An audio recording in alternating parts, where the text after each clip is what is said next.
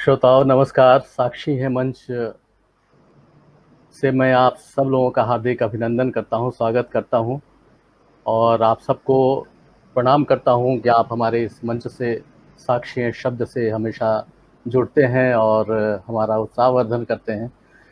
इस मंच से हमारा प्रयोजन ये रहता है कि कला और संस्कृति और साहित्य इन क्षेत्रों के जो विविध कलाकार हैं, जिन्होंने अपना एक मुकाम हासिल किया है, जिन्होंने संघर्ष से अपने को स्थापित किया है और देश का नाम देश में ही नहीं बल्कि विदेशों में भी रोशन किया है, उन्हें भी समय समय पर आपके समक्ष लाएं और उनकी जीवन यात्रा के बारे में, उनकी जो संघर्ष की यात्रा है उसके बारे में बातचीत करें ताकि औरों को भी प्रेरणा मिल सके। तो आज इस मंच को सुशोभित करने के लिए हम बहुत आदर के साथ, सम्मान के साथ आमंत्रित कर रहे हैं पंखुड़ी श्रीवास्तव को। पंखुड़ी जी, सबसे पहले तो नमस्कार आपको, अभिनंदन है इस नमस्कार मंच पर। आपको। मैं अपने मेरी आवाज आ रही है? आवाज़ आ रही है। अपने दर्शकों और श्रोताओं और जो हमारे मंच से जुड़े लोग हैं उन्हें बताना चाहता हूं कि पंखुड़ी श्रीवास्तव जी कथक की बहुत ही जानी मानी डांसर हैं, नृत्यांगना हैं, जिन्होंने देश में ही नहीं बल्कि विदेश में भी कथक को प्रमोट किया है, प्रोत्साहित किया है। तो पंखुड़ी जी, आज इस मंच पर आपको आकर के कैसा लग रहा है? पहले तो नमस्कार आप सभी को। किशोर जी, आपको मैं सबसे पहले बहुत शुक्रिया, बहुत धन्यवाद करना चाहूंगी मुझे इस मंच पर आमंत्रित करने के लिए, क्योंकि मेरे लिए बहुत सौभाग्य की बात है कि जहां से आप अपनी यात्रा शुरू करते हैं, वापस उस जगह पर आकर उस जगह से खुद को संबोधित करना और ये बताना कि आप कैसा महसूस कर रहे हैं। आप समझ सकते हैं कि मेरी जो खुशी है वो अभी क्या होगी और वो एहसास शायद मैं शब्दों में बयां करना मुश्किल होगा मेरे लिए। बाकी मैं सारे दर्शक श्रोतागण सभी को नमस्कार करती हूँ और चाहती हूँ ज्यादा से ज्यादा लोग जुड़े और सुने हमें, ताकि जान पाए कथक की यात्रा कितनी सुगम, कितनी दुर्लभ। बिल्कुल। और अपने मित्रों को हम बताना चाहते हैं कि पंखुड़ी श्रीवास्तव का संबंध पटना से ही है, बिहार से है और यहाँ से सुदूर मिडिल ईस्ट और गुयाना और अमेरिका, और ये तो बातचीत में और सामने आएगा ही कहाँ कहाँ कथक को ले गई और कैसे कैसे प्रमोट किया। लेकिन इनकी यात्रा के बारे में एक हमने पंखुड़ी जी, एक आपके बारे में थोड़ा सा एक ऑडियो वीडियो मैंने बनाया है, ऑडियो विजुअल है, वो मैं अपने ज़रूर मित्रों के सामने रखना चाहूँगा। उससे आपकी यात्रा के बारे में और आपके बारे में बहुत कुछ पता चल जाएगा। तो ये मैं आपके समक्ष रखता हूँ। ये हमारे लिए भी सरप्राइज है।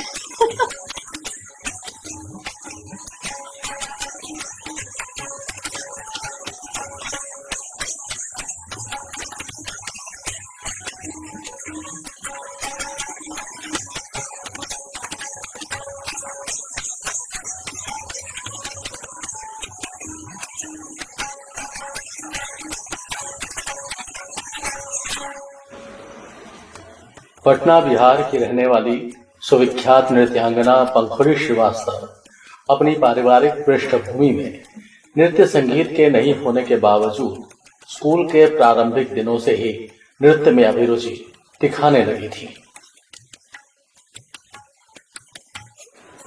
पंखुड़ी ने नृत्य की प्रारंभिक शिक्षा बरौनी में रहते हुए नृत्य गुरु श्री सुदामा गोस्वामी जी के सानिध्य में पाई। फिर पटना में रहते हुए पंखुड़ी श्रीवास्तव की नृत्य की आगे की शिक्षा पंडित शिवजी मिश्र के पास हुई, जहां से आगे चलकर उन्होंने प्रयाग संगीत समिति इलाहाबाद से कथक में नृत्य प्रभाकर किया।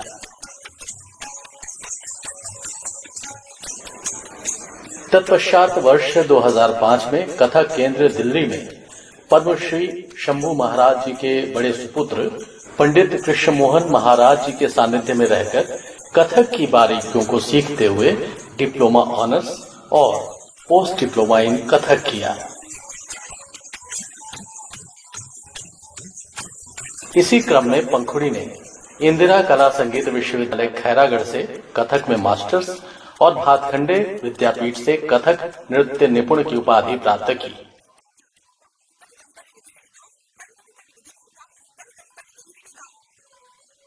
पंखुड़ी श्रीवास्तव अपनी बेमिसाल और अद्भुत नृत्य शैली का प्रदर्शन उत्सवों में तथा राष्ट्रीय और अंतर्राष्ट्रीय मंचों पर अत्यंत कुशलता पूर्वक करती रही हैं। इनमें उल्लेखनीय हैं कथक महोत्सव, कथक यात्रा, राजगीर महोत्सव, वैशाली महोत्सव और वसंतोत्सव जैसे कार्यक्रम। खाड़ी देशों में विशेषकर संयुक्त अरब अमीरात में इनके नृत्य को पर्याप्त सराहना मिली है।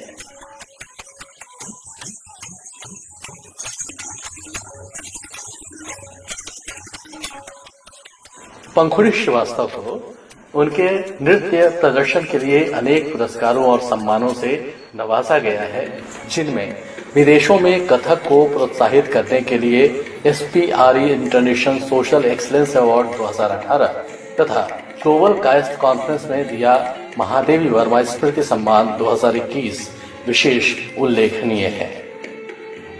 कथक के प्रोत्साहन और संवर्धन के लिए पंखुड़ी राष्ट्रीय और अंतर्राष्ट्रीय मंचों पर जूरी सदस्य के रूप में कार्य करती रही हैं। वे जॉर्ज टाउन गुयाना में स्वामी विवेकानंद भारतीय उच्चायोग स्थित सांस्कृतिक केंद्र से जुड़कर कथक तथा भाव नृत्य और नृत्य नाटिकाओं की कोरियोग्राफी भी करती रही हैं।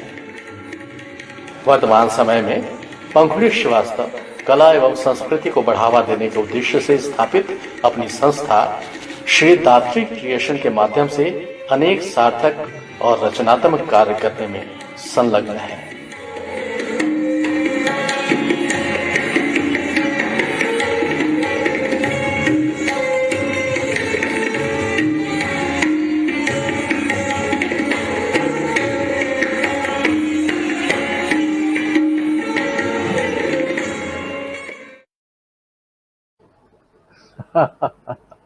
बेहद खूबसूरत।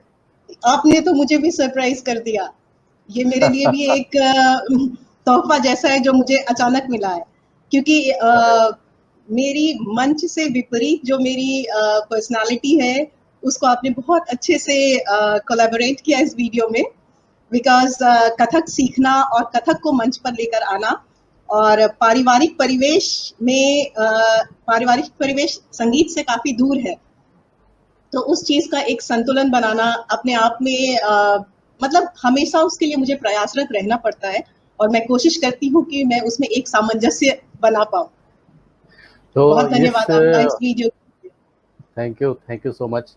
ये मेरा प्रयास एक था कि आपकी जो यात्रा है उसके बारे में भी पता चले और आपकी परफॉर्मेंस भी देखने को मिल जाए लोगों को, और आपकी परफॉर्मेंस आगे और भी दिखाएंगे। हमारे जो मित्र जुड़े हुए हैं, बहुत सारे अभी जुड़ चुके हैं। रेहाना अंजुम जुड़ चुकी हैं, सुषमा रानी, के कृष्णा, सदानंद मिश्र जी, श्वेता सिन्हा जो USA में हैं वो जुड़ी हुई हैं। तो कई ऐसे मित्र हैं जो राष्ट्रीय अंतर्राष्ट्रीय स्तर पर हमारे इस मंच से जुड़ते हैं हमेशा, तो वो जुड़े हुए हैं। आगे और भी लोग जुड़ेंगे। डॉक्टर अजीत पांडे जुड़ गए हैं। तो पंखुड़ी जी, ये एक जो कथक की शुरुआत हुई और जैसा कि आपने भी कहा और आपके इस ऑडियो विजुअल में भी हमने उसको शामिल किया है कि आपके घर में ऐसा कोई माहौल था नहीं कथक का, लेकिन बचपन से स्कूल के दिनों से ही आपका रुझान कथक की तरफ हो गया। तो क्या ये प्रेरणा का स्रोत कहाँ रहा और किसकी प्रेरणा से ऐसा हुआ? जहाँ तक मैं अगर अपने बचपन में जाकर देखती हूँ तो मैं आपको बताती हूँ कि कथक के लिए मेरे प्रेरणा के स्रोत प्रारंभ में कभी भी कोई कथक माइस्ट्रोज या कथक डांसर्स नहीं रहे। बचपन में मेरे नृत्य का शौक ऐसे शुरू हुआ, मैं बहुत छोटी थी तब से मैं टीवी पर स्पेशली माधुरी दीक्षित जी को हमेशा जब वो आती थी और उनके मूवीज के जब मैं सॉन्ग्स देखती थी तो मैं कोशिश करती थी जो वो स्क्रीन पे कर रही है उसको कॉपी करने की।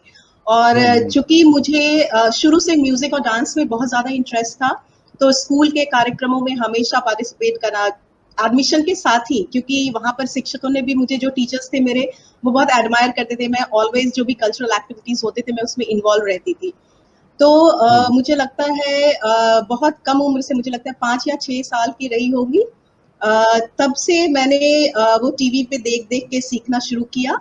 और उसके बाद अचानक स्कूल में एक प्रोग्राम हुआ, कल्चरल इवनिंग था, वो हमारे स्कूल का एनुअल फंक्शन था, जिसमें मैंने एक मराठी डांस किया था। वो मराठी डांस देखने के लिए मेरे पापा के साथ उनके एक मित्र हैं, अखिला जी, उनको हम अखिला अंकल कहते थे, तब हम बरौनी में रहते थे, अब तो वो नहीं हाँ। रहे। तो उन्होंने मुझे मंच पर डांस करते देखा, और उनके घर पर उनके जो बेटे थे वो तबला सीखते थे सुदामा गोस्वामी जी से, जो मेरे सबसे पहले गुरु हैं। तो जी। जब उन्होंने मुझे मंच पर मराठी डांस करते हुए देखा, तो उन्होंने मेरे पापा को कहा कि आप इसे विधिवत शिक्षा क्यों नहीं दिलाते हैं कथक की।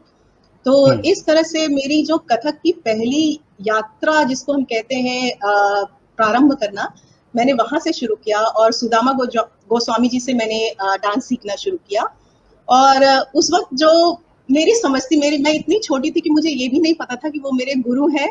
मैं जब डांस सीखने के लिए जाती थी तो मैं कहती थी मुझे पहले साइकिल चलाना है, मुझे पहले चॉकलेट खाना है, मुझे पहले ये करना है, मुझे पहले वो करना है। मतलब इस तरह का एक संबंध था मेरे पहले गुरुजी के साथ मेरा। तो आपके मुझे गुरुजी ये आपको चॉकलेट वगैरह खिलाते थे कि नहीं? बिल्कुल, गुरुजी ने मुझे साइकिल पर राइड भी करवाया है। मैं जिद पे कि नहीं, मुझे तो पहले साइकिल चलाना है, तभी मैं डांस करूंगी। तो उस वक्त में एक एहसास भी नहीं था कि गुरु शिष्य परंपरा का इतना वृहद स्वरूप होता है। और हाँ, बस बचपन से एक शौक था, तो वो शौक के तहत सीखना प्रारंभ हुआ। मेरे घर में कभी भी परिवार में संगीत में कोई नहीं रहे, जबकि मेरे घर में आर्ट लवर्स सभी हैं। मेरे घर में लिटरेचर का बहुत अच्छा है, सभी को लिटरेचर की समझ बहुत अच्छी है। आपकी बहन आर्ट स्वयं मंजरी श्रीवास्तव भी जी ड्रामा जी, क्रिटिक हैं। जी। ड्रामा क्रिटिक है। ड्रामा क्रिटिक होने के पहले वो बहुत अच्छी पोएट है। ड्रामा कवित्री क्रिटिक, हाँ कवित्री हैं। उन्होंने, हाँ आर्ट क्रिटिक और ड्रामा क्रिटिक उन्होंने बाद में एज अ प्रोफेशन लिया। पहले वो बहुत अच्छी कवित्री है। तो लिखने की जो एक परंपरा है वो हमारे घर में, मेरे पापा भी बहुत अच्छा लिखते थे। वो बात अलग है कि बाय प्रोफेशन वो इंजीनियर थे, तो उन्होंने राइटिंग को प्रोफेशनली नहीं लिया, बट वो काफी अच्छा लिखते थे। मेरे घर में मेरे सारे सिस्टर्स सभी बहुत अच्छा लिखते हैं। मंजरी दीदी ने उसको प्रोफेशनली लिया।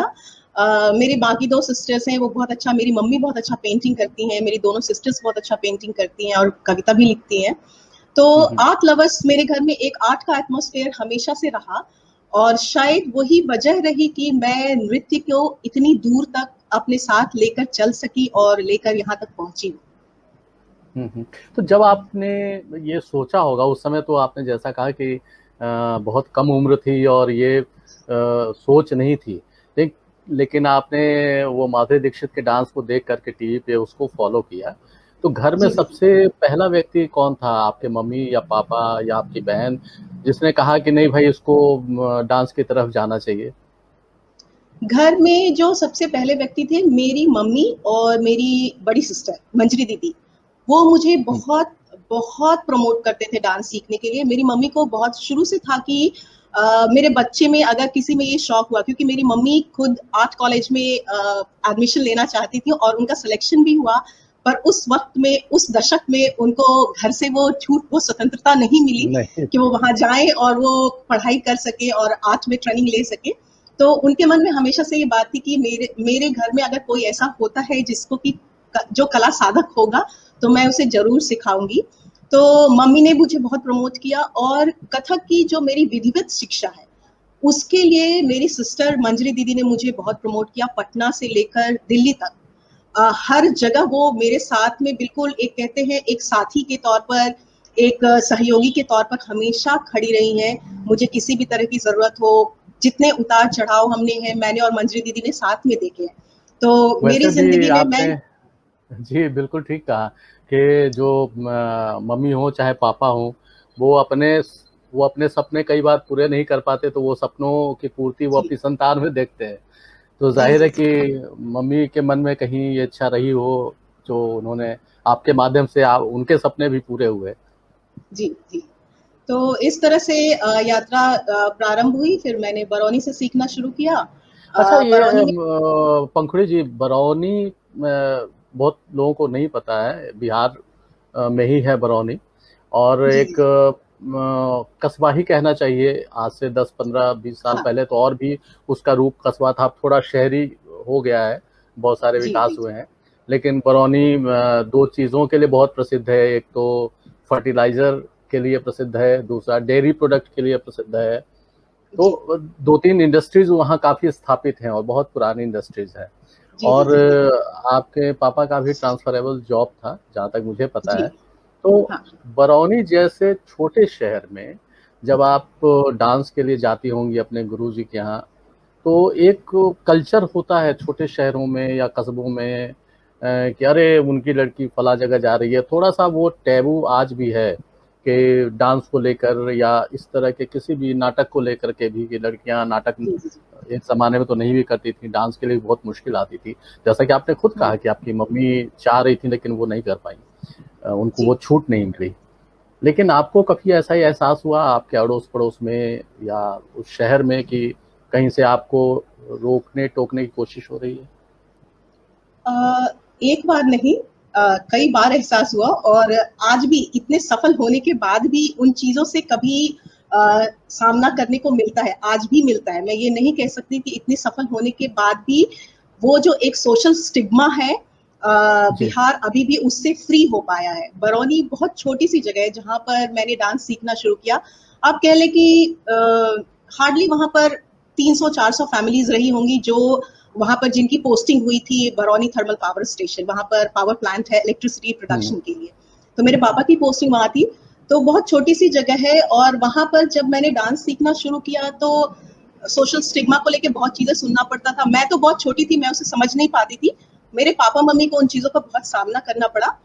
हाँ, लेकिन ये कहूंगी कि मेरे पापा मम्मी ने कभी उस चीज को मुझ पर हावी नहीं होने दिया। उन्होंने हमेशा यही कहा कि मेरी बेटी के जो भी शौक हैं वो मेरे पास रहकर वो पूरा कर सकती है। अगर वो अभी नहीं कर पाई तो वो कभी नहीं कर पाएगी। इस चीज को ध्यान हुँ। में रखकर जो समाज की वर्जनाएं थी, जो सोशल स्टिग्मा था, जो एक विरोध होता है, जो आज भी हमारे समाज में देखने को मिलता है, खासकर बिहार में और बाकी छोटे छोटे शहरों में अगर आप जाए तो, कि हुँ, हुँ। डांस, ड्रामा, इवन लिटरेचर को अभी म्यूज़िक। भी कहते हैं कि हुँ। म्यूजिक, कि आप इन सब में क्या करोगे, आपको कुछ अर्निंग नहीं होगी, लाइफ सेटल नहीं है, बहुत सारे एप्रीहेंशन होते हैं। और सबसे बड़ी बात यह है कि नृत्य और संगीत को आज भी बिहार के समाज में जो सामाजिक स्तर पर उन्हें बहुत निम्न तौर पर देखा जाता है। तो मुझे लगता है कि इस चीज के लिए एक जागरूकता, एक चेतना की जरूरत है, ताकि हम समझा सके कि हमारा जो इतिहास है वो बहुत वृहत है नृत्य और संगीत में, और हुँ, हुँ। वापस उन चीजों को समझने की जरूरत है। और वो तभी हो सकता है जबकि हम बिहार में आकर जुड़े। हमारी सफलता विश्व भर में हमने क्या किया वो एक अलग अलग बात है, लेकिन जी। हम जिस सोसाइटी से बिलोंग करते हैं, हमने उस सोसाइटी को कितना कंट्रीब्यूट किया, ये एक बहुत अलग बात होती है। और मुझे लगता है कि अपनी सफलता के बाद अपनी सोसाइटी के लिए किसी चीज को कंट्रीब्यूट करना, ताकि हम भविष्य में अपने जैसे और लोग तैयार कर सके। जो संघर्ष, जो सोशल स्टिग्मा या जो सोशल प्रोहिबिशंस मुझे देखने पड़े जब मैंने सीखना शुरू किया और मेरे परिवार को देखने शुरू किया, शायद अच्छा, हमारे ऐसा प्रयास से। कभी हुआ पंखुड़ी जी के आपने ये जिस सोशल स्टिग्मा की आप बात कर रही हैं, तो इस स्टिग्मा में कहीं आपको ऐसा लगा बड़े होने के बाद कि कोई ऐसा क्षण आया कि आपको बहुत उससे तकलीफ हुई हो, मानसिक वेदना हुई हो, आप खूब रोई हों उस घटना को लेके, कोई ऐसी घटना घटी? बिल्कुल, मैं एक बताना चाहूँगी, वो हमारी इस सोसाइटी में बिहार में खासकर एक शब्द बहुत निम्न स्तर पे प्रयोग किया जाता है। सॉरी चाहती हूँ कि मैं इस मंच से उसका प्रयोग करूँगी, नचनिया, ये वर्ड यूज़ किया जाता है। And I also got this word when I have chosen for this career, जब मैंने चुना कि मुझे डांस करना है और मुझे डांस को एज़ अ प्रोफेशन लेना है। तो मुझे भी ये कहा गया कि क्या तुम्हें बड़े होके नचनिया बनना है? तो वो एक बात है, वो चीज़ मुझे मुझे बहुत हर्ट किया, वो वेदना आज भी मेरे ऊपर है और शायद मैं उस चीज़ से फ्री नहीं हो पाती हूँ। हाँ, पर मैंने उस जो संबोधन था, उस संबोधन को मैंने कहा कि उस संबोधन से परे दुनिया बहुत खूबसूरत है। नृत्य और संगीत की अपनी एक खूबसूरत दुनिया है और लोग नहीं समझ पाते, तो ये हमारी जिम्मेदारी बनती है कि हम उन्हें समझाएं। बिल्कुल। संगीत, जहां तक हम संगीत की बात करें तो हमारे समाज में एक छोटी सी बात मैं कहूंगी इस मंच से कि संगीत को लोग सिर्फ गाने से कनेक्ट करते हैं, पर शायद वो इस श्लोक को भूल जाते हैं जो हमारे पंचम वेद में और वेदों में कहा गया है, गायन वादन नृत्य त्रय संगीत मुच्यते। कभी भी गायन वादन और नृत्य वो अलग नहीं चलते हैं, वो इंटरडिसिप्लिनरी आर्ट फॉर्म है। तो आप गेय, वाद्य और नृत्य की विधा को अलग नहीं कर सकते हैं। और ये जो संबोधन मुझे उस वक्त, आज से मुझे लगता है 15 साल पहले, जब मैंने सोचा था कि मुझे दिल्ली जाना है और मुझे डांस सीखना है, तो मुझे ये संबोधन मिला था। और मैं ये नहीं कहूंगी कि ये संबोधन मुझे समाज से मिला था, ये संबोधन मुझे अपने परिवार के, अपने रिश्तेदारों से भी मिला। तो वो जो वेदना है उसका असर मेरे ऊपर ये हुआ कि मैंने अपने आप को, I created a strong shell around me, और मैंने उस शेल के अंदर अपने आप को तैयार किया, that when I will come out from that shell, the world will see that what I am. क्या बात है, क्या बात है। तो इसका एक नमूना हम अपने दर्शकों को दिखाना चाहते हैं।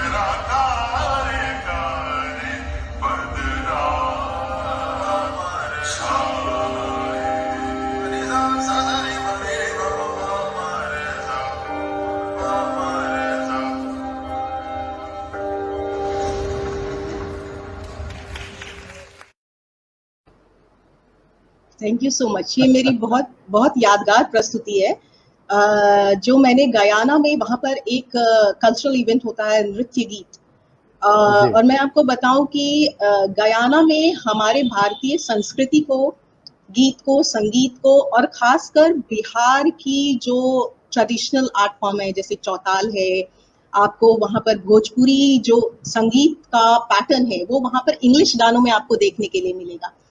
तो वहां पर मेरी ये बहुत यादगार प्रस्तुति रही। और नृत्य गीत के उस प्रोग्राम में जो पूरा इवनिंग डेडिकेटेड होता है डांस के लिए, कथक डांस के लिए, उसमें और वर्ल्ड के जो भी डिफरेंट क्लासिकल डांस फॉर्म्स है उसके लिए, वहां पर मैंने ये प्रस्तुति की थी और इस प्रस्तुति को बहुत सराहा गया था। और इस प्रस्तुति के लिए वहां पर एक बहुत बड़े लिटरेचर पर्सन है, लिटरेरी पर्सन है, उन्होंने मुझे ये कॉम्प्लीमेंट किया कि you were goddess on stage that day. वाह। तो वो मेरे लिए किसी भी, कहते हैं किसी भी सम्मान, किसी भी अवार्ड, किसी भी स्कॉलरशिप, जब ऑडियंस से आपको ऐसे फीडबैक मिलते हैं तो लगता है कि हमने जो जिंदगी में इतनी कला साधना की है, जो उसे साधने का प्रयास किया है, शायद उसका हम एक छोटा सा अंश भी स्टेज पर ईमानदारी से बखूबी निभा पाए। वाह, बहुत खूब। और देखिए इस बीच में आप जिन अपनी बहन का नाम ले रही थी, मंजरी श्रीवास्तव जी का, उनका एक मैसेज आया है आपके सामने स्क्रीन पे, वो दिखाई दे रहा है और बड़ा भावुक कर देने वाला मैसेज है। मैं पढ़ के सुनाऊंगा आपको। मुझे और मेरी बहन को बिहार के समाज ने बार बार तोड़ा है, पर हम लोग महाथेथर प्रजाति के लोग हैं। जिसको जो बोलना है बोले, हम वही करेंगे जो हमने निश्चय किया है। हम पहले भी ऐसे थे, आज भी ऐसे ही हैं और हमेशा ऐसे ही रहेंगे। वाह, क्या बात है। तो सही में ये बहुत अच्छी बात है जो आपने कही कि आपने एक चारों तरफ एक कवच बना रखा है और उस पर किसी चीज़ का असर नहीं होता। आप जो करना चाहती हैं, जैसे करना चाहती हैं, जहाँ करना चाहती हैं, आप करती हैं।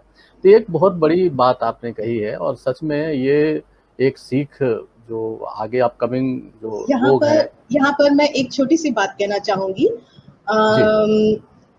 जो आज की जो भी यंग जनरेशन है, जितने भी लोग हमसे जुड़े हैं, मैं खुद भी बहुत युवा हूँ, पर फिर भी मैं ये कहना चाहूंगी कि हमेशा वो करें जो आप करना चाहते हैं। आपको आपको आपके पास स्वतंत्रता है, स्वतंत्रता को आप कुछ श्रृंखलता में नहीं कन्वर्ट होने दें। आप उस स्वतंत्रता को बिल्कुल आपकी ऊर्जा को कैसे प्रयोग करना है सकारात्मक कार्यों के लिए। समाज हर स्थिति में बोलता है, आप अगर आज सक्सेसफुल हैं तो भी बोलेगा वाह आप कितने सक्सेसफुल हैं। अगर आपने किसी विधा को चुना और आप सक्सेसफुल नहीं भी हो पाए तो वो ये कहेंगे हमने कहा तो था ऐसा नहीं करने के लिए, पर आपने चुना और आपने किया, तो ये अब आप समझे। तो हम सफल हो या असफल हो, समाज हर स्थिति में आपको आपके ऊपर प्रश्न चिन्ह लगाएगा। अब आपको तय करना है कि जिस चीज को आपने चुना है या जिस कार्य को आपने निर्धारित करने के लिए चुना है, उसमें आप अपनी कितनी ऊर्जा लगा रहे हैं, अपना कितना सामर्थ्य लगा रहे हैं उसको कायम रखने के लिए और उस पर कायम रहने के लिए। तो ये मैं यही कहूंगी कि कहने वाले कहते हैं, बट अगर आप सफल होना चाहते हैं तो अपना एक ध्येय बनाए अपना, और उस ध्येय के अनुसार उस प्रगति पथ पर प्रशस्त रहे हमेशा, क्योंकि जीवन आगे बढ़ते रहने का नाम है।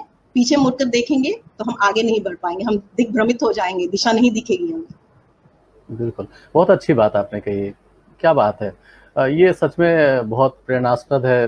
जो लोग भी देख रहे हैं सुन रहे हैं, यंग जनरेशन के लिए खास तौर से जो इसको प्रोफेशन किसी भी कला रूप को बनाना चाहते हैं उनके लिए। ये पंखुड़ी जी, जब कभी हम चाहे नृत्य की चाहे गायन की खास तौर से जब हम बातें करते हैं तो उसके साथ साथ एक बात और जुड़ी हुई आती है, और वो आती है कि किसी न किसी घराने की बात आती है। एक घराने की परंपरा है, संगीत में भी है, नृत्य में भी है, और कई मजबूत घराने हैं। बनारस घराना नृत्य में तो काफ़ी मशहूर है। तो आपने कभी घराने से जुड़ करके इसकी तालीम हासिल नहीं की। सुदामा जी वहाँ बरौनी में थे, उनसे आपने गुरुजी से शिक्षा ली, फिर आप दिल्ली गई, वहाँ पंडित जी मिले आपको और पंडित से शिक्षा ग्रहण की।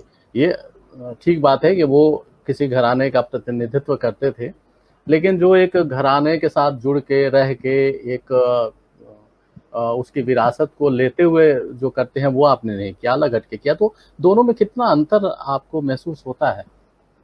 मैं आपको एक चीज बताना चाहूंगी कि जो एक घराने की जिम्मेदारी है वो मैं भी बखूबी निभा रही हूँ, क्योंकि मेरे जो तीनों गुरु हैं वो लखनऊ घराने के प्रवर्तक रहे हैं, और मैं भी लखनऊ घराने की सारी बारीकियों तालीम सबको सीखा है। और मैं भी, जब मेरी इंडिविजुअल इंट्रोडक्शन की बात आती है तो मैं भी यही कहती हूँ कि मैं लखनऊ घराने से बिलोंग करती हूँ, क्योंकि किसी भी शास्त्रीय नृत्य विधा में घराने की परंपरा बहुत आवश्यक है, क्योंकि वो हमारे गुरु शिष्य परंपरा का जो स्रोत है वो घराने से ही होता है। और जो घराने की बात है, जो मैंने हमेशा अपने गुरुजी से सुना है और सीखा है, घराने का मतलब ये नहीं होता है कि हम अपने आप को रेस्ट्रिक्ट करें कि हमें ऐसा ही करना है। उनका कहना है घराने का मतलब होता है घर आना। वाह। मतलब आपको गुरु के घर आना है उस तालीम को, उस शिक्षा को लेने के लिए। मीन्स आपकी जो आपका जो संबंध है वो घर की परंपरा जैसा होगा, और वहां से ये शब्द ये किताबों में नहीं मिलेगा। ये जो गुरुओं से हम कहते हैं ना गुरुमुखी शिक्षा है, तो गुरुओं से जो हमें सुनने और सीखने को मिलता है, तो ये गुरुमुखी बातें हैं जो हम गुरु के मुख से सुनते हैं। तो गुरु जी हमेशा कहते हैं कि घराने का मतलब होता है घर आना। अगर आप उसका संधि विच्छेद भी करें तो घराना, घर आना। तो हाँ, तो वहां से ये शब्द आया है। और चूंकि घराने की जो परंपरा होती है वो जनरेशन बाय जनरेशन चलती जा रही है, तो हम 10 साल 12 साल 15 साल इतने साल अगर एक गुरु और एक घराने की परंपरा का निर्वाह करते हैं, तो ये हमारी जिम्मेदारी बन जाती है कि हम उस घराने को उसकी बारीकियों के साथ लेकर आगे बढ़े।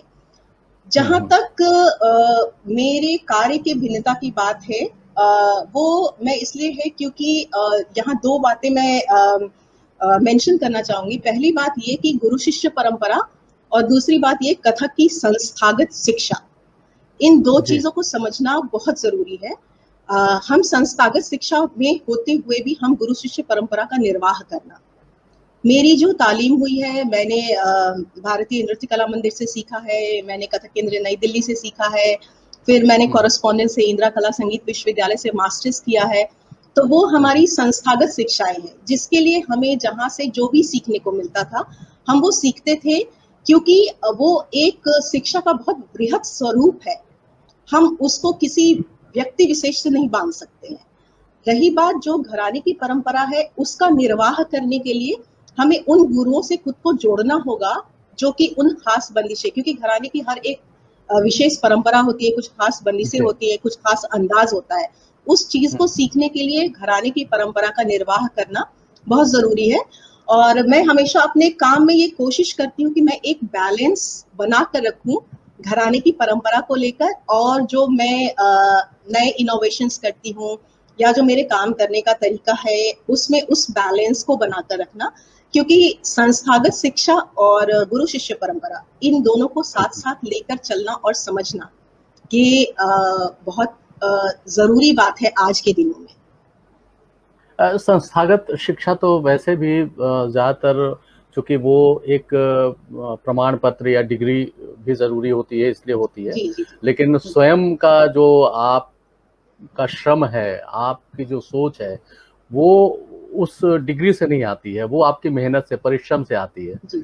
तो वो सोच गुरु शिष्य परंपरा में ही आपको मिलती है कि छोटी छोटी बारीकियां आपको सिखाई जाती हैं।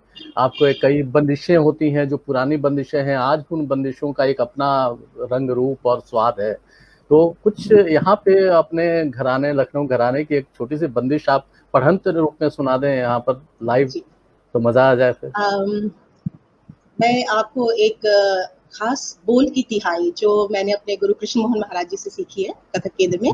गुरु जी हमेशा कहते हैं कि जब हम कोई भी बंदिश पढ़ते हैं तो बोलों का खुलना बहुत जरूरी है। तो जब हम बोल की बात करते हैं तो वो तिहाई है धा गिन धा की।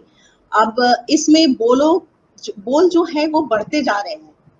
तो कुछ ऐसे है, धा दिन धिन दा धा दिन धिन दा धा दिन तिन ता धा दिन धिन दा धा दिन धिन दा धा दिन धिन दा धा दिन तिन ता धा दिन धिन दा धा गिन दा गद गिन धा गद गद गिन धा तिटि कत गद गिन धा तिट कत गद गिन तिटि कत गद गिन धति धा धा ने धा धा गिन धा गद गिन धा कत गद गिन धा तिटि कत गद गिन धा तिट कत गद गिन धा तिटि कत गद गिन धा ने धा धा गिन धा गद गिन धा कत गद गिन धा तिटि कत गद गिन धा तिट कत गद गिन धा तिटि कत गद गिन धति धा ने धा। तो ये एक बोलों का चलन है जिसको कि डिफरेंट तरीके से हम यूज करते हैं। विभिन्न प्रकार की इसकी तिहाइयां है, कोई यति से जुड़ती है, कोई जाति से जुड़ती है। तो ये बोलों का निकास है। जैसे कुछ एक तिहाई है जिसमें सिर्फ तकिट दिकिट के बोलों का प्रयोग है और अलग अलग लय में दिखाया गया है। तो वो ऐसे जाती है, 3 ताल में है, धा दिन धिन दा धा दिन धिन दा धा तिन तिन ता धा दिन धिन दा धा दिन धिन दा धा दिन धिन दा धा तिन तिन ता धा दिन धिन तकिट दिकिट त की ट दी की ट त की ट त की ट दी की ट त की ट थे तकिट दिकिट त की ट दी की ट त की ट त की ट दी की ट त की ट थे तकिट दिकिट त की ट दी की ट त की ट त की ट दी की ट त की ट। वाह वाह, बहुत सुंदर, बहुत सुंदर, बहुत सुंदर। तो ये कुछ जी, ये बारीकियां और ये सारी चीजें तो गुरु शिष्य परंपरा से ही आती हैं। और इसको जितना आप हृदय से, जैसे हृदयंगम करना कहते हैं, उसे आप कर लें जितनी जल्दी और जितनी कुशलता से, उतने ही आपके नृत्य में। और मैंने आपके नृत्य में, और मुझे तो कुछ नहीं पता, मैं बहुत नहीं जानता नृत्य के बारे में बस देख करके थोड़ा बहुत जो अनुभव करता हूँ, आप जो आपके चक्कर हैं वो थोड़े अलग किस्म के मुझे दिखे हैं। पता नहीं क्यों मुझे ऐसा अनुभव हुआ है, हो सकता है कि ऐसा ना हो, लेकिन मैंने कुछ जो आपके डांस वीडियोस देखे हैं उसमें मुझे लगा है कि आपके चक्कर में एक अलग तरह की फॉर्मेशन है।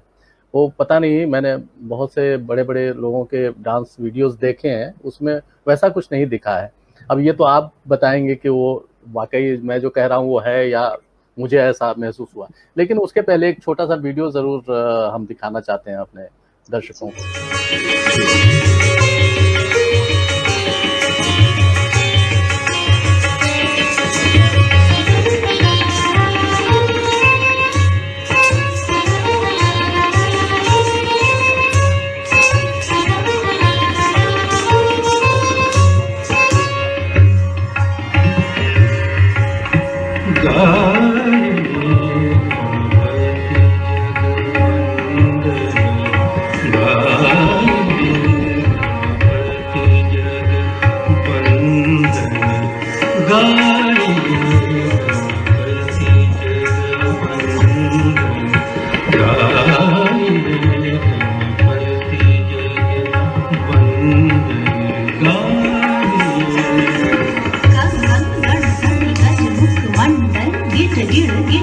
गिट गिट कुन कुन तत् ते जय जगवंदन वक्रतुंड दाता विघ्न हरण कारण धागे न धागे धीमी गिट उड़ांग गति गिनते उड़ांग गति गिनते उड़ांग गति गिनते।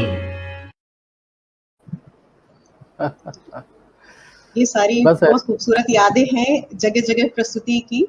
हाँ तो बहुत बहुत शुक्रिया इन यादों को वापस जीवंत करने के लिए। और देखिए इस बीच में और भी टिप्पणियां आई हैं। मंजीर श्रीवास्तव ने तो बहुत कुछ लंबी लंबी टिप्पणियां कर रही हैं वो तो प्रतिभा जैन जी रीवा में संस्कृत की प्रोफेसर रही हैं और अभी दिल्ली में रह रही हैं, नोएडा में, तो वो भी हमेशा जुड़ी रहती हैं हमारे मन से। तो बहुत सारे लोग, श्रीनिवास भक्तवत्सलन हैं, सदानंद मिश्रा जी हैं और देव कुमार लाल जी हैं, बहुत लोगों को आप जानती हैं। सुदीपा बोस जी जो खुद भरतनाट्यम की बहुत कुशल नृत्यांगना है, वो भी जुड़ी हैं। तो सभी को, सुदीपा जी को, देव कुमार जी को, मंजीर जी को, प्रतिभा जी की बहुत खूबसूरत से कॉम्प्लीमेंट्स आए हैं मेरे लिए। आप सबको बहुत धन्यवाद। मंजरी दीदी ने अभी एक लाइन मैसेज में लिखा है जो मैंने देखा, सितारा देवी से लेकर कुछ चर्चा थी उसमें। तो मैं एक बात कहना चाहूंगी कि जैसे आपने बोला था कि आपकी मन की कोई वेदना, तो जब मैंने नृत्य सीखना शुरू किया था और जब मैंने ये निर्णय किया कि मुझे दिल्ली जाना है, तो मुझे ये भी बात सुनने को मिली थी, तुम्हें क्या बड़े होकर सितारा देवी बनना है? तो उस वक्त मेरे पास कोई जवाब नहीं था, क्योंकि वो एक नाम, क्योंकि पापा मुझे शुरू से, जब स्पिरिट ऑफ यूनिटी कॉन्सर्ट एक प्रोग्राम आता था, मैं बहुत छोटी थी और मैं वो प्रोग्राम देखती थी, तो मैंने उसमें सितारा जी के परफॉर्मेंस देखे और तो एक कहीं ख्वाहिश थी कि मुझे भी ऐसा डांस करना है, पर वो कब होगा, कैसे होगा, किस तरह से होगा, वो बहुत मुश्किल था। तो जब मेरे लिए सबसे सौभाग्य का दिन वो था जब मैंने कथक केंद्र से अपना डिप्लोमा ऑनर्स किया, और जो ये बात थी, डिप्लोमा ऑनर्स में मुझे हमारे दीक्षांत के लिए, कॉन्वोकेशन के लिए सितारा देवी जी को बुलाया गया था और सितारा देवी जी से मुझे मेरा स्नातक का सम्मान मिला कथक, दिल्ली कथक केंद्र में। तो वो मेरे लिए सबसे बहुत सौभाग्य की बात थी, इसलिए मैंने सोचा कि जब वो कॉम्प्लीमेंट आया है तो मैं यहाँ पे इस बात को मेंशन करूं कि मैं सितारा देवी जी तो नहीं बन सकती, बट हाँ, उनके हाथों से सम्मान लेकर मेरी ये जिंदगी जरूर सफल हो गई और शायद उनका कुछ वो जो दैविक अंश है वो मैं अपने साथ कायम रख सकूं। उनको जो देखने का, एक दो बार देखने का सौभाग्य मिला है। श्रुति सिन्हा खुद दिख रही है। नमस्कार। जी मैं देख रही हूँ। श्रुति दीदी को बहुत नमस्कार, थैंक यू जुड़ने के लिए हमारे साथ। तो ऐसे बहुत सारे हमारे मित्र इस मंच से जुड़ते हैं और वो आपको देख रहे हैं लाइव। पंखुड़ी जी, ये तो सच में बहुत सारी बातें हुई और ये हमेशा होता है, ये घूम फिर करके जब कोई आप अच्छा काम करने चलते हैं तो उसके बीच में बाधाएं आती हैं। इन बाधाओं को भी हम बल्कि उसको एक डिठौना की तरह लेते हैं कि एक काला टीका आप लगा लेते हैं और आपको वो बाधा दूर हो जाती है। एक जो है तो वो काला टीका कोई अंधविश्वास नहीं है, बल्कि हम ये मान के चलते हैं कि हम उसको, जैसे आपने कवच की बात कही, तो वैसे ही हम कवच तैयार कर लेते हैं कि बाहर जो हो रहा है उससे हमें कोई मतलब नहीं, हमारा जो काम है हम वो करते जाएं। तो वो आप करती जा रही हैं और बहुत बखूबी आप कर रही हैं, यहाँ से लेके विदेश तक। अच्छा, विदेश तक कैसे आप पहुंची, वहाँ कैसे आप गई और क्या क्या हुआ वहाँ? मैं आपको बताती हूँ। कहते हैं जिंदगी में जो सबसे बड़ी रिजेक्शन होती है, वो चीज आपको एक नया जज्बा देती है आगे बढ़ने के लिए। तो मैंने जब कथक सीखना शुरू किया, मैं जब दिल्ली कथक केंद्र पहुंची, तो मैं थ्रू आउट मैंने कथक केंद्र का स्कॉलरशिप लिया। मैं विगत 5 साल में कथक केंद्र में रही और मुझे हमेशा वहाँ की स्कॉलरशिप मिली। कथक केंद्र रिपर्टरी में मेरा सिलेक्शन हुआ। रिपर्टरी प्रोडक्शन यूनिट में मैंने कथक के तमाम गुरुओं के साथ में काम किया, जो कि कथक केंद्र के स्तंभ माने जाते हैं।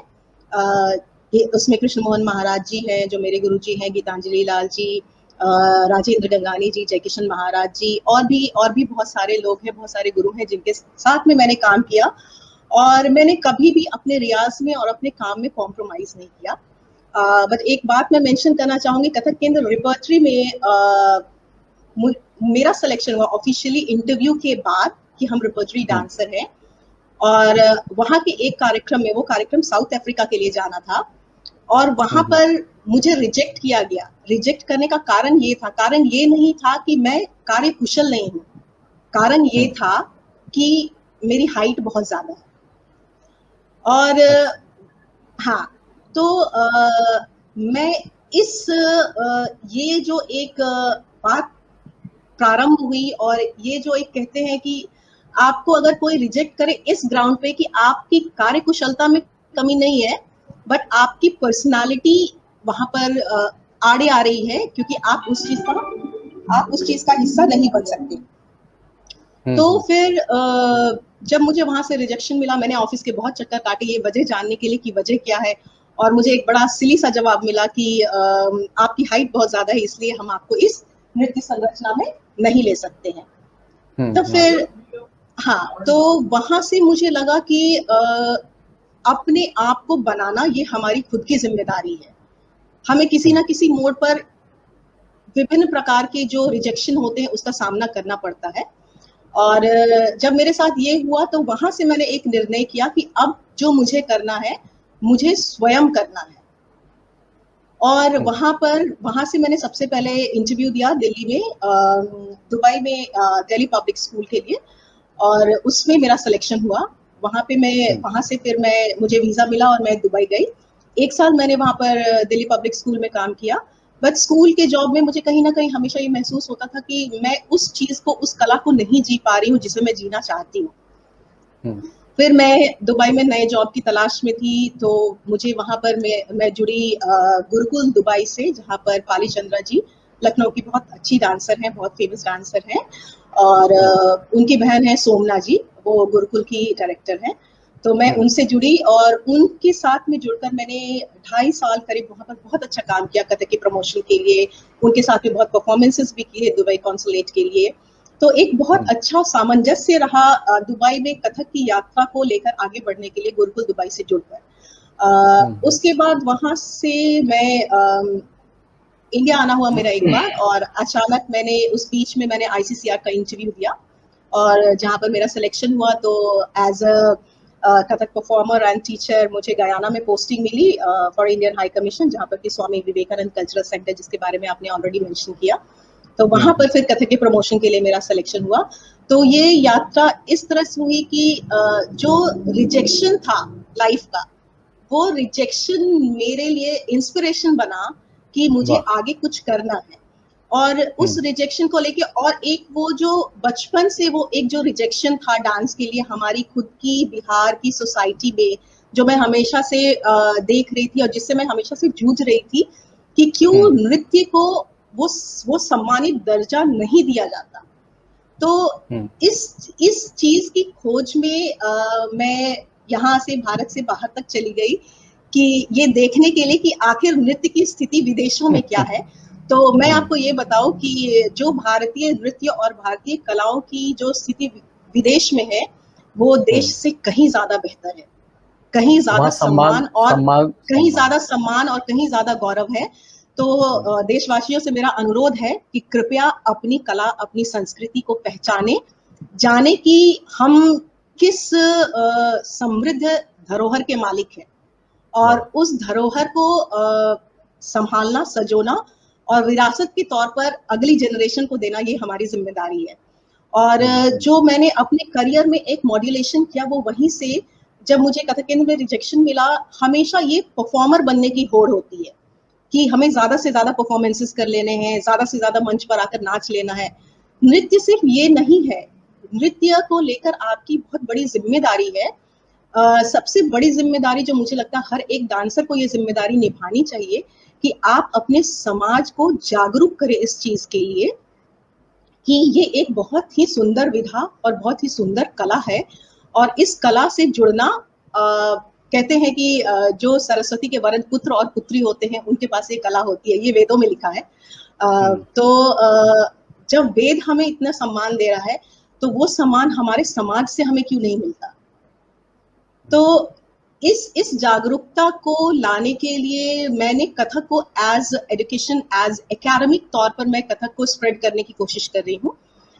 मैं अलग अलग जगहों पर जाती हूँ, सिखाती हूँ और कोशिश करती हूँ कि एक कथक का समृद्ध स्वरूप जो जन सामान्य है उनके मन में क्रिएट कर सकूं, ताकि जो एक हमें रिजेक्शन और एक संघर्ष का सामना करना पड़ता है पूरी यात्रा में, हम उससे ऊपर उठ सके और आने वाली पीढ़ी को एक खूबसूरत सांगीतिक दुनिया दे सके। वाह।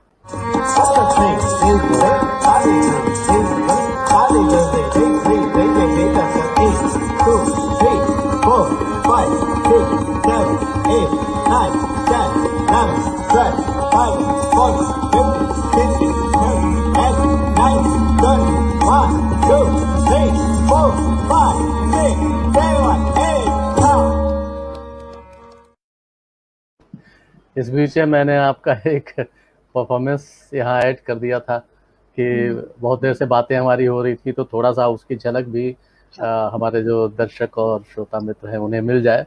तो बहुत कितनी अच्छी अच्छी बातें आपने कही बंकुर जी, और वाकई ये सोच हर व्यक्ति की होनी चाहिए। ये सिर्फ ये नहीं है कि जो कला या आर्ट फ्रेटर्निटी है या डांस के जो लोग हैं या म्यूजिक में जो लोग हैं उन्हीं की ये जिम्मेदारी बनती है। एक आम आदमी की भी जिम्मेदारी है, एक हर भारतवासी की जिम्मेदारी है कि जो कला रूप और हमें जो विरासत में जो कुछ, और सच में आप बिल्कुल आपने सही कहा कि एक बहुत समृद्ध विरासत हमारे पास है, क्या नहीं हमारे पास।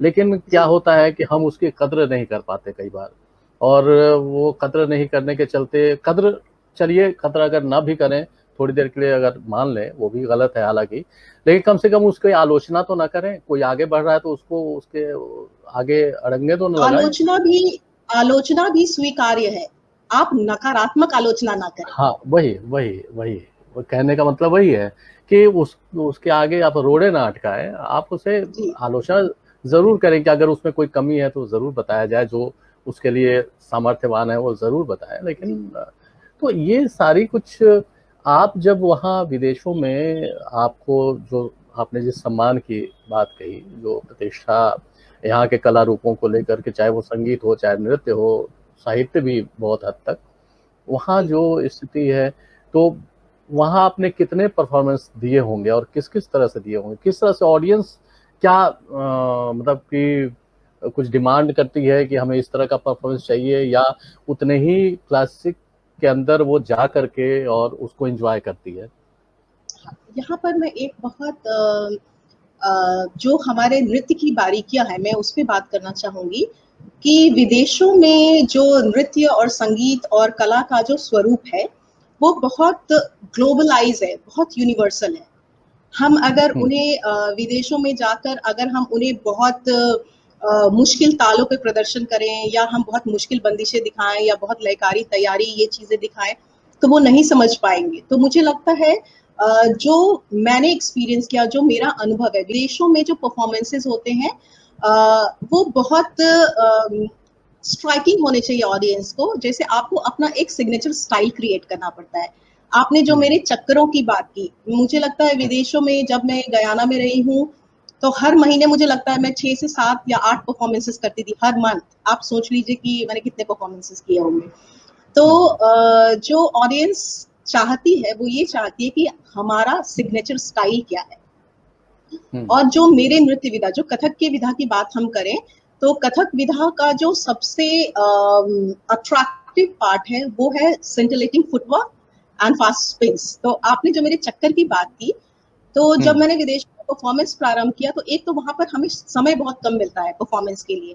जैसे भारत में होता है कि आपको 20 मिनट है, 25 मिनट है, पूरे 50 मिनट की इवनिंग मिलती है, वैसे वहां नहीं होते हैं परफॉर्मेंसेस। और विदेशों में ऐसा कुछ भी नहीं है कि आप बहुत एक कथक को, पूरी संध्या कथक को है, या पूरी संध्या ओडिसी के लिए है, या पूरी इवनिंग भरतनाट्यम के लिए है। वहां पर एक ही मंच पर पूरे विश्व भर के डांस आते हैं, तो वो आपको इतना समय नहीं देंगे कि आप थाट से लेकर ठुमरी तक का प्रदर्शन एक साथ कर पाए।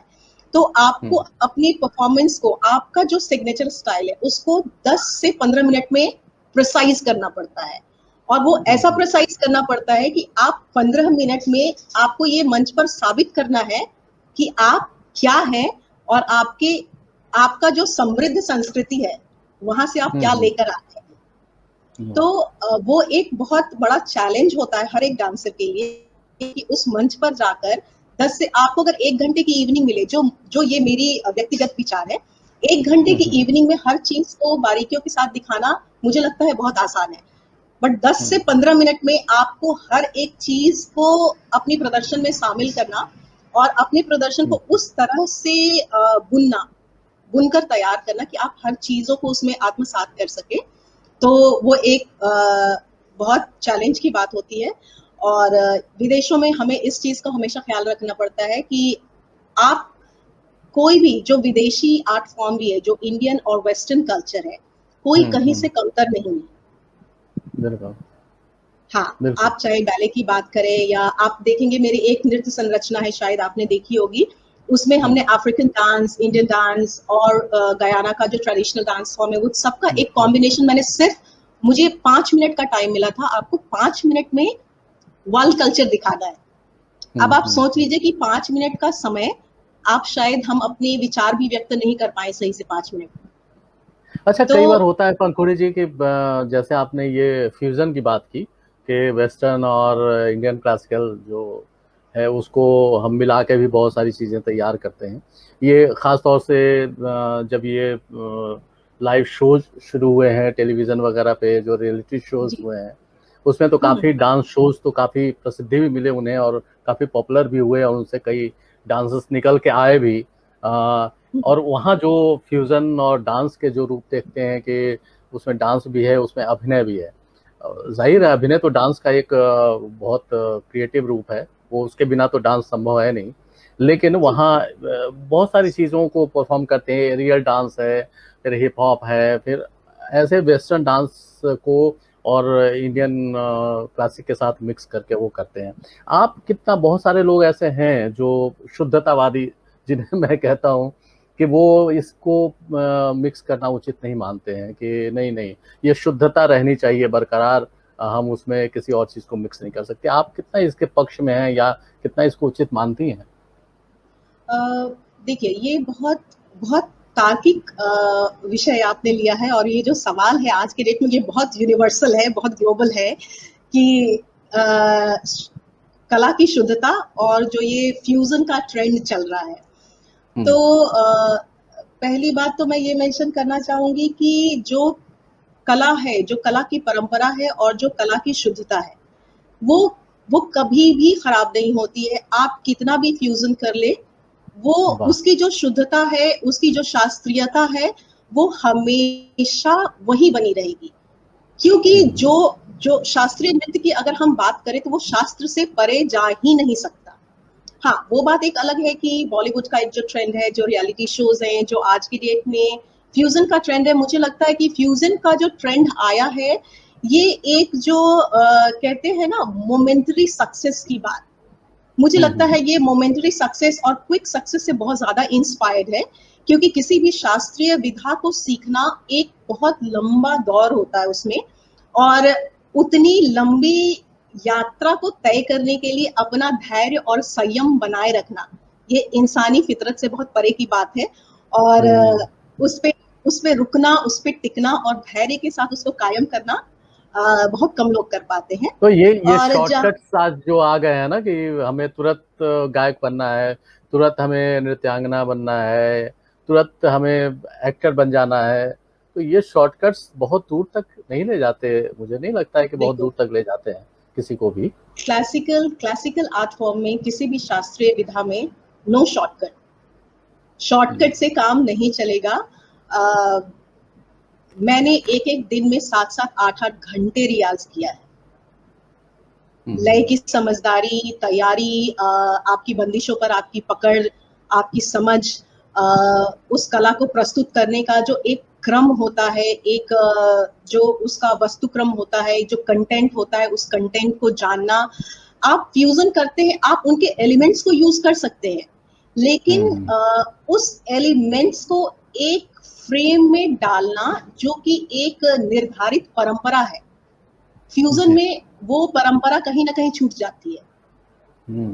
और परंपरा ऐसी चीज है, परंपरा समय के साथ अपने आप को ढाल जरूर लेती है। समय के साथ अगर वो परिवर्तनशील नहीं होगी तो कोई भी कला वो खत्म हो जाएगी, रुक जाएगी, कहते हैं कि कला, जी। हाँ, कला को कॉन्टेम्पररी होना बहुत जरूरी है। आज के दौर में आप देख लीजिए, कोविड के दौर में पूरी कला टेक्नोलॉजी बेस्ड हो गई है। तो ये कला तभी का आप ये और एक हम दौर यहाँ है आमने सामने बातचीत कर रहे हैं इसी जी। का। तो अभी कला का ये एक दौर है कि आज हम सब कुछ टेक्नोलॉजी के माध्यम से कर रहे हैं। लेकिन जहां तक हम परंपरा की बात करें, आप कितना भी फ्यूजन कर ले, हम बंदिशों में फ्यूजन नहीं कर सकते हैं। आप 2 लाइन भी अगर फ्यूजन में लेंगे तो उसको उसी तौर पर लेंगे, उस बंदिश की जो खूबसूरती है वो आपको उसी तरह से लेना पड़ेगा। आप कुछ भी निकास करके आप ये नहीं कह सकते हैं कि ये कथक है या ये भरतनाट्यम है, हमने फ्यूजन कर दिया। हम आपकी कला को ये नहीं कह रहे हैं कि आप उसको बखूबी निभा नहीं रहे हैं। आपने वो फ्यूजन का रास्ता चुना है, बखूबी आपने उसे चुना है, तो आप उसके साथ में उसको जस्टिफाई भी करेंगे।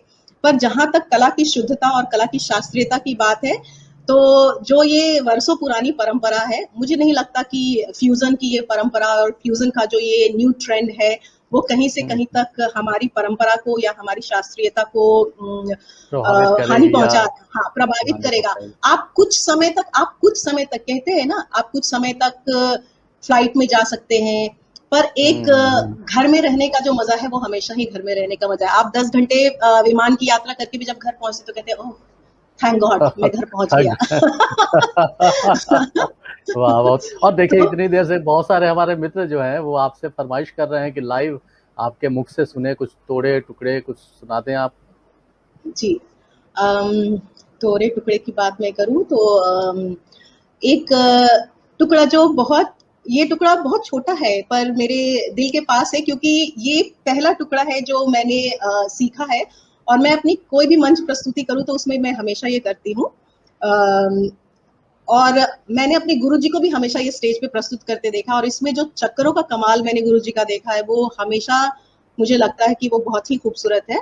तो धा दिन दिन दा धा दिन दिन दा धा दिन दिन दा धा दिन दिन दा धा दिन दिन दा धा दिन दिन दा धा दिन दिन दा धा दिन दिन कृत तथै धृत तथै कृत तथै धृत तथै ताथै तथै थै तथै तथै थै तै तत ताथै थै थै थै थै तत ताथै थै थै थै थै तत ताथै थै थै थै थै तत धा दिन दिन दा धा दिन दिन दा धा दिन दिन दा दिन दिन दा धा। तो ये एक बहुत खास टुकड़ा है जो मुझे लगता है कि मेरे जितने गुरु भाई बहन अगर कोई जुड़े हैं तो ये सबके लिए ये पहली तालीम, जो पहली सीख होती है वो ये है, और हम सबने ये टुकड़ा सीखा है। और जहाँ तक परन की हम बात करें तो कृतघुंतुना तिटता दादिंता कृदादिंता कतिता दादिंता कतिता दादिंता कृदे दादिंता कतिता धूम तथा कतिता धूम तथा कतिता धूम तथा।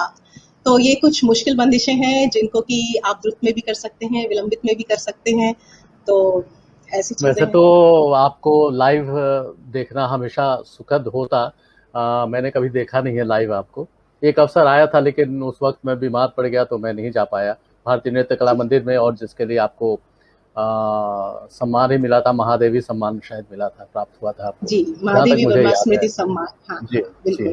तो वो मैं उससे वंचित रह गया, लेकिन मैंने जो आपके मुख से ये सब सुना तो इस स्क्रीन पे मुश्किल है थोड़ा कि परफॉर्म करें आप, पीछे जाके स्क्रीन को एडजस्ट करना, तो ये मुश्किल है। लेकिन चलिए, मेरे पास वीडियो है तो एक वीडियो ही मैं दिखा देता हूँ अपने दर्शकों को।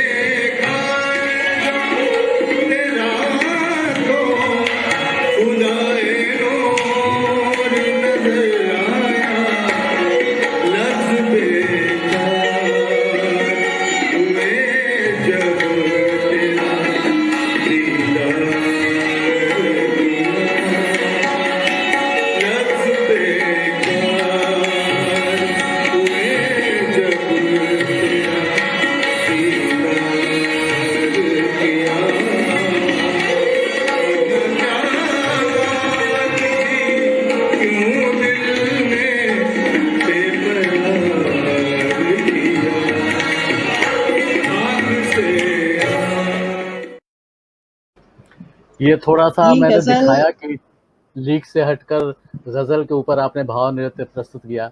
मैंने कहा कि थोड़ा ये रूप भी जी, आपका दिखाया जाए अपने दर्शकों को। ये गजल की प्रस्तुति पे मैं एक चीज कहना चाहूंगी। ये जी, गजल मेरे गुरुजी कृष्ण मोहन महाराज जी ने खुद लिखा है और इसको संगीतबद्ध किया है इंदु प्रकाश जी ने। तो वाह! जब मेरे परफॉर्मेंस का टाइम था और गुरुजी ने जब मुझे कहा कि क्योंकि मैं बहुत तेज नाचती हूँ, ऐसा सब कहते हैं कि मैं बहुत फुर्ती में नाचती हूँ और मैं बहुत तेज नाचती हूँ। तो जब गुरुजी ने मुझे कहा कि तुम्हें ये गजल करना है, तो मुझे एक सेल्फ डाउट था, क्योंकि हुँ, गजल हुँ। के लिए बहुत ठहराव की जरूरत होती है। जी, और ये मेरी पहली एकल मंच प्रस्तुति थी जिसमें मैंने ये गजल किया था। तो मुझे खुद में एक ये सेल्फ डाउट था कि क्या मैं इस गजल को स्टेज पर जस्टिफाई कर पाऊंगी। कर पाऊँ। तो हुँ। जब हाँ, जब गुरुजी ने मुझे कहा कि तुम्हें ये गजल करना है, तो मैंने बड़ी कोशिश की गुरुजी को मनाने की, कुछ वो बदल दे, कुछ मुग्धा नायिका दे दे, कुछ अलग अभिसारिका नायिका दे दे। तो गुरुजी ने कहा कि नहीं, तुम्हें तो गजल ही करना है। फिर मैंने कहा कि अब गुरुजी की बात को हम टाले भी कैसे। तो फिर मैंने स्टेज पे ये प्रस्तुति की और मैं आपको बताती हूँ कि उस दिन मैंने रियलाइज किया कि गुरु जो देख पाते हैं, शायद वो हम नहीं देख पाते। बिल्कुल। इसलिए गुरु शिष्य परंपरा जो मैंने कहा कि उसकी अपनी एक महत्ता है। तो जो शिष्य, हम एक पात्र हैं, हम उतना ही ग्रहण कर सकते हैं जितनी हमारी क्षमता है। वाह! तो जब गुरुजी ने जब मुझे कहा और जब ये प्रस्तुति हुई, और आप बिलीव नहीं करेंगे, इस प्रस्तुति के बाद मुझे कितने लोगों ने आकर यही कहा कि ऐसा लग रहा था कि आपकी ही आंखों के लिए ये लिखा गया है। वाह! तो वाह! मुझे उस दिन मुझे खुद पर ये कहते हैं ना कि भरोसा हुआ कि मैं अभिनय कर सकती हूँ। कर उसके सकती पहले हैं। मुझे लगता था कि मैं कथक में अभिनय नहीं कर सकती। तो और ये देखिए गंगेश गुंजन जी अभी जुड़े हैं थोड़ी देर पहले और वो लिखते हैं कथक में अनुपम हो तुम आपके बारे में, तुम पर बहुत गर्व है पंखुड़ी। सर को मेरा सादर अभिनंदन, हाथ जोड़कर, क्योंकि सर ने हमारी यात्रा देखी है। आप कथक केंद्र में डायरेक्टर भी रह चुके हैं और आप हमारे साथ जुड़े हैं, तो ये मेरे लिए बहुत सौभाग्य की बात है। और आपका ये कॉम्प्लीमेंट, आपकी ये सराहना और ये कॉम्प्लीमेंट मेरे लिए बहुत मैटर करता है, क्योंकि ये ऐसा है जैसे कि एक बहुत बड़े किसी कला प्रेमी, कला साधक की तरफ से अगर ये कॉम्प्लीमेंट आए, तो मैं मेरी साधना शायद कहीं कुछ सफल है वाह! और मैं और भी ये साधनारत लोग हमेशा जुड़े रहूं। हैं जी, और भी लोग जुड़े हैं, मीरा मेघ श्याम अ, जुड़ी हैं। ये मेरी सिस्टर हैं, थैंक यू सो मच। अच्छा, अच्छा, अच्छा। तो बहुत सारे जी लोग जो मैंने ये गज़ल वाली परफ़ॉर्मेंस दिखाने के पीछे ये बात मैं सामने लाना चाह रहा था कि आम तौर से होता है कि जो अभी बात हम लोग कर रहे थे कि एक क्लासिकल रूप होता है और उसका एक अलग-अलग उसके आयाम होते हैं और उन सभी जी आयामों में परफ़ॉर्म करना चाहिए। एक ओवरऑल परफ़ॉर्मेंस होनी चाहिए। जी तभी वो कला में संपूर्णता तभी आती है कि जब आप जी छोटी चीज़ें भी बिल्कुल। करें और बड़ी चीज़ें भी करें। तो ये कुशलता ख़ैर ईश्वर ने आपको बख्शी है, दी है। ये बहुत बड़ी नेमत है, मैं मानता हूँ ईश्वर की और माँ आपके सरस्वती की गुरुजी कृपा लोगों बनी का रहे। जी, बिल्कुल और गुरुजी लोगों का तो है ही इसमें योगदान। अभी आप एक संस्था भी है आपकी और उस जी संस्था के तहत भी आप बहुत सारे काम कर रही हैं, कथक को प्रोत्साहन देने के उद्देश्य से और भी कई सामाजिक कार्य उसके अंतर्गत आप कर रही हैं। तो कुछ उसके बारे में बताइए? श्री दात्री क्रिएशन शायद क्रिएशंस नाम जी, है उसका। मैंने अभी अभी ये जो मेरा एक सपना है, ये बहुत टाइम से था और इंडिया के बाहर रहने की वजह से मैं अपनी संस्था स्टैब्लिश नहीं कर पा रही थी, क्योंकि हुँ, उसके लिए यहाँ आना और यहाँ रहना, वो सारे पेपर वर्क, वो फॉर्मेलिटीज, वो सब करना बहुत जरूरी होता है। तो इस संस्था को लेकर जो मेरी एक सोच है, मैं हमेशा से मैं ये देखती हूँ कि कला की जो विभिन्न विधाएं हैं, चाहे वो कविता हो, चाहे लिटरेचर हो, स्टेज क्राफ्ट हो, थिएटर हो, म्यूजिक हो, डांस हो, आपके परिधान, खूबसूरत आहारी की बात हो, तो ये बहुत सारी चीजें हैं जो सब कुछ हमारे साथ तो होता है, पर वो एक रूफ के अंडर नहीं होता है। तो इस संस्था की जो मैंने स्थापना की है, उसका उद्देश्य यही है कि मैं वृहद तौर पर इन सारी चीजों को एक रूफ के नीचे ला सकूं, एक छत के नीचे ला सकूं, और कुछ विशेष कर सकूं आने वाले समय में, भविष्य में। इसी अपने विचार के तहत मैंने अभी कथक की शिक्षा प्रारंभ की है। मैंने उसमें टेक्सटाइल आर्ट एंड डिजाइन को भी जोड़ा है। मेरी अभी आपने जो देखा, मीरा मेघश्याम जुड़ी है मेरे साथ में, तो वो textile and art and design का डिपार्टमेंट ले रही हैं। और मेरे लिए सबसे बड़ी सौभाग्य की बात यह है कि शायद सरस्वती माँ या तो मुझ पे बहुत खुश है या मेरे परिवार पे बहुत खुश है कि सारी विधाएं मुझे मेरे घर में एक साथ मिली हैं। मेरी बड़ी सिस्टर वो लिटरेचर में बहुत अच्छा कर रही है, खुद आर्ट क्रिटिक है, पोएट है। मेरी जो छोटी सिस्टर है वो पूरा textile designing, art and craft में बहुत अच्छी है, वो खुद पोएट्री लिखती है। मैंने खुद डांस में अपनी सारी डिग्री की है और अभी भी साधना कर रही हूँ। तो शायद मेरा जो ये ड्रीम है, शायद मैं उसको भविष्य में स्टैब्लिश कर पाऊँ और उसको जी पाऊँ। तो बस एक कोशिश है, एक प्रयासरत हूँ उस मार्ग पर, देखते हैं कहाँ तक जा पाते हैं अपनी इस यात्रा में। चलिए, हमारी शुभकामनाएं हैं कि आप जो कुछ आपके सपने हैं, उद्देश्य हैं, जो कुछ लक्ष्य आपने सोचा है वो पूरे हों, और माँ सरस्वती की कृपा इसी तरह से आपके ऊपर बनी रहे, और आपकी सोच, आपके सपने और विस्तारित हों। अभी का जो दौर पेंडेमिक का रहा है, आप बाहर से अभी पटना में रह रही हैं, और बहुत सीमित अपने को, हम सब लोगों को जो भी इस तरह के काम, कला, साहित्य, संस्कृति, इनसे जुड़े हुए काम जो लोग करते रहे हैं, उन्हें बहुत अपने को सीमित करके रखना पड़ा है घरों के अंदर। और ये एक ऐसी महामारी से हम लोग जूझते रहे हैं पिछले दिनों। बहुत लोगों को हमने खोया भी है, अपने बहुत सगों को खोया है।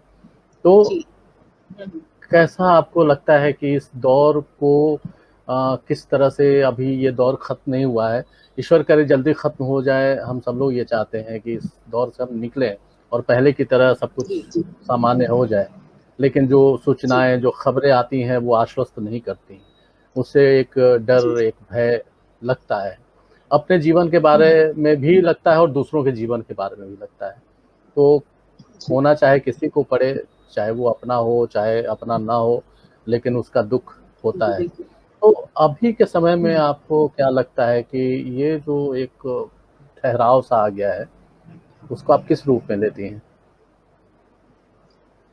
देखिए, जहाँ तक अभी जो ये सिचुएशन, अभी जो ये पैंडेमिक का टाइम है, और मुझे नहीं लगता कि इससे बड़ी वेदना कुछ और होती है कि अपने आँख के सामने अपने आत्मीय जन को खोना, वो भी बिना किसी पूर्व अंदेशे के। अचानक पता चलता है कि बीमार हुए और एक हफ्ते में नहीं रहे, ये नहीं रहे या वो नहीं रहे या फला व्यक्ति नहीं रहे। तो ये एक सच में मेरे लिए क्या, ये हर किसी के लिए जो अपने आत्मीय जन को खो रहे हैं या खोया है या कोई बीमार है, तो वो हर किसी के लिए एक वेदना की बात है। पर ये एक दौर है, ये भी गुजर जाएगा, क्योंकि हर रात की एक सुबह होती है, कहते हैं। बस ये बात है कि शायद ये रात थोड़ी लंबी है, तो हमें अपनी आशा को नहीं खोना है और इस आशा के साथ रहना है कि जो भी हम योगदान कर सकते हैं इस परिस्थिति से उबरने के लिए, जैसे जो हमारे इंस्ट्रक्शंस आ रहे हैं, जो मेडिकल इंस्ट्रक्शंस आ रहे हैं कि आप वैक्सीन लीजिए, मास्क लगाइए, सोशल डिस्टेंसिंग मेंटेन करिए, ये सारी चीजें मुझे लगता है कि हर व्यक्ति को अपनी प्राथमिकता के तौर पर अभी लेनी चाहिए। क्योंकि मैं आपको बताती हूँ, ऐसा नहीं है कि हम समाज से परे हैं। बहुत सारे अभी सोशल सिचुएशंस में देख रही हूँ कि लोग अभी भी पार्टी करने से रुक नहीं रहे हैं। बहुत सारी ऐसी चीजें हैं, बहुत सारे ऐसे इवेंट्स हैं जो हो रहे हैं। तो मुझे लगता है कि आप थोड़ा सा संयम रखेंगे तो शायद आप एक बेहतर सुनियोजित और वापस जो हमारे एक जो आपने बोला पहले जैसी सामान्य जिंदगी में हम पहुंच पाएंगे। तो हर जगह पर सिचुएशन कोई भी हो, आपका धैर्य और संयम बहुत कार्य करता है। वेदना हर किसी के जिंदगी में होती है, कोई भी वेदना से मुक्त नहीं है, कोई भी संघर्ष से मुक्त नहीं है। क्योंकि हरिवंश राय बच्चन की एक इंसिडेंस मैंने पढ़ा था। अमिताभ बच्चन जी ने जाकर हरिवंश राय बच्चन जी से पूछा था कि जिंदगी में इतना संघर्ष क्यों है। तो हरिवंश राय बच्चन जी ने उन्हें जवाब दिया कि जब तक जिंदगी है तब तक संघर्ष है। जी। तो वही बात है कि वेदना संघर्ष से परे कोई नहीं है, हम सबको संघर्ष करना है। हाँ, हिम्मत बनाकर रखें, धैर्य बनाकर रखें। और ये जो अभी पैंडेमिक का टाइम आया है, मुझे लगता है कि ये एक सीख है संपूर्ण मानव जाति को कि जितनी हमारी आवश्यक जरूरतें हैं, हम उसमें भी अपनी जिंदगी जी सकते हैं। आवश्यकता से ज्यादा संचय करना, उसको इकट्ठा करना, उसका कोई मतलब नहीं है। उसका कोई मतलब नहीं है। मुझे लगता है कि अगर इस दौर में गुजरने के बाद भी अगर ये लोग नहीं समझ पा रहे हैं, तो मुझे लगता है कि फिर ईश्वर ही मालिक है सबका। ईश्वर तो मालिक है ही, सबका मालिक ईश्वर तो है ही। वो सबका मालिक एक ही है और वो ईश्वर है। तो खैर, हम अपना कर्म करते जाएं। बाकी तो गीता में भी कहा गया है और जो कुछ है वो सच्चाई यही है कि हमें अपना काम करते रहना है। बाकी सब आगे क्या होगा ये कोई नहीं जानता है। हम अपना काम सकारात्मक ढंग से करें, अच्छे ढंग से करें, किसी का आहित ना करें, बस इतनी सी बात है। और पंखुड़ी, सच में आपसे बात करके बहुत आनंद आया, बहुत अच्छा लगा। और हमारे जो इतने सारे लोग जुड़े हुए हैं, तो जिन्होंने अपने शब्दों में आपकी तारीफ की है और जो अपनी भावनाओं को शेयर किया है हमारे साथ, तो सच में बड़ा अच्छा लगा है देख करके। लेकिन एक प्रदर्शन तो आपका जरूर हम जाने के पहले दिखाएंगे। जो अभी आपके इस प्रदर्शन के पहले मैं एक लाइन कहना चाहूंगी सभी कला साधक को, जो सीख रहे हैं, जो सीख चुके हैं, जो बहुत अच्छे मुकाम पर पहुंच गए हैं, और हमारे जैसे कलाकार जो अभी भी एक मुकाम की तलाश में, जो किया वो एक अलग बात है, बट इससे भी परे दुनिया और भी है। तो इस पे बस एक लाइन कहना चाहूंगी कि निदा फाजिली जी की एक गजल है, जो हमारा संघर्ष है और जो हमारी सफलता है, उस पे ये लाइन है, सफर में भीड़ तो होगी, जो चल सको तो चलो, सभी है भीड़ में, तुम भी निकल सको तो चलो। वाह। किसी के वास्ते राहें कहाँ बदलती हैं, किसी के वास्ते राहें कहाँ बदलती हैं, तुम खुद को बदल सको तो चलो। जी, तुम खुद को बदल सको तो चलो। तो ये बात है कि संघर्ष है, संघर्ष हमेशा रहेगा, बस आपको अपना एक जज्बा रखना है आगे बढ़ने के लिए। वाह। तो हम अभी कोशिश कर रहे हैं कि एक वीडियो दिखाएं, लेकिन शायद ये वीडियो हम अभी नहीं दिखा पा रहे हैं, लेकिन आपके प्रोफाइल का वीडियो हम ज़रूर दिखा सकते हैं इस वीडियो में।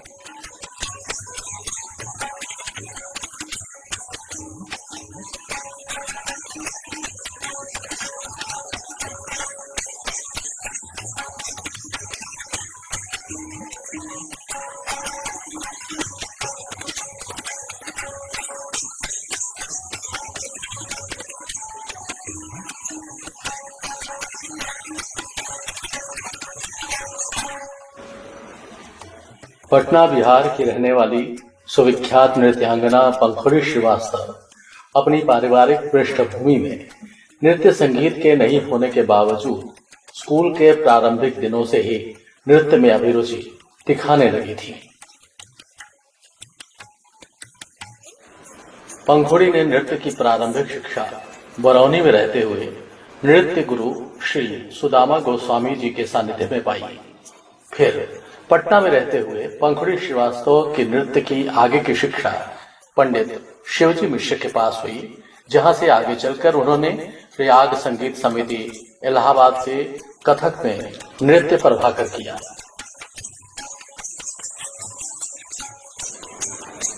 तत्पश्चात वर्ष 2005 में कथक केंद्र दिल्ली में पद्मश्री शंभू महाराज जी के बड़े सुपुत्र पंडित कृष्ण मोहन महाराज जी के सानिध्य में रहकर कथक की बारीकियों को सीखते हुए डिप्लोमा ऑनर्स और पोस्ट डिप्लोमा इन कथक किया। इसी क्रम में पंखुड़ी ने इंदिरा कला संगीत विश्वविद्यालय खैरागढ़ से कथक में मास्टर्स और भातखंडे विद्यापीठ से कथक नृत्य निपुण की उपाधि प्राप्त की।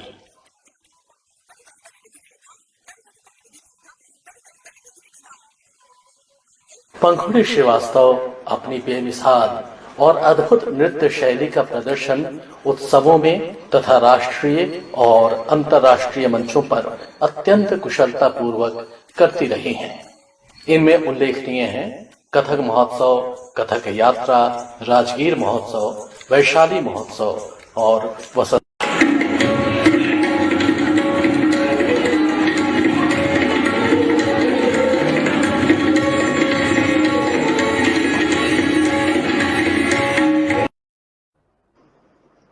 तो वो मैंने इसलिए दोबारा आपका प्रोफाइल दिखाया लोगों को कि बहुत से हमारे मित्र बाद में जुड़े थे, जी, तो उन्हें एक आपकी यात्रा का अंदाजा हो जाए। और पंखुड़ी देखिए बहुत सारे अब चलने का समय तो हो गया है, इच्छा नहीं जी, हो रही है बिल्कुल। कि आपसे बातचीत इतनी अच्छी हो रही है और इतनी बढ़िया ढंग से, तार्किक ढंग से आप अपनी बातों को रख रही हैं। लेकिन कुछ हमारे जो मित्र जुड़े हैं, बाद में जुड़े हैं, उनके नाम ज़रूर लेना चाहूँगा। आशा जी, पाठक जी, आप जानती होंगी इनको। जी, जी, जी। वो अभी जुड़ी हैं। बाकी लोग पहले से जुड़े हुए थे, जिन लोगों ने अपनी बात रखी इस मंच के माध्यम से आप तक पहुंचाई, तो आपका बहुत बहुत आभार और धन्यवाद कहना चाहता हूं कि साक्षी मंच पर, साक्षी शब्द के मंच पर आप आई और इतना आपने बहुमूल्य समय अपना दिया। मैं आपकी आभारी हूँ कि आपने मुझे इस मंच पे बुलाया और उन सब लोगों के जो आज हमारे आपके कार्यक्रम से और हमारे इस कार्यक्रम से जुड़े हैं। और सच में आज में आपने जो अपने कार्यक्रम का नाम रखा है साक्षी है शब्द, बिल्कुल सही बात है कि हर एक शब्द साक्षी होते हैं। हम क्या बोल रहे हैं वो सदियों तक रहती है और हमारी बातें कहीं ना कहीं रजिस्टर होती है। तो आपने बहुत अच्छा ये मंच शुरू किया है कलाकारों के लिए, सबके लिए, और आप खुद बहुत वरिष्ठ पत्रकार हैं और मीडिया से जुड़े हैं। तो मैं आपका बहुत धन्यवाद करती हूँ कि आपके इस मंच पर और आपके इस मंच पर आने का मुझे मौका मिला।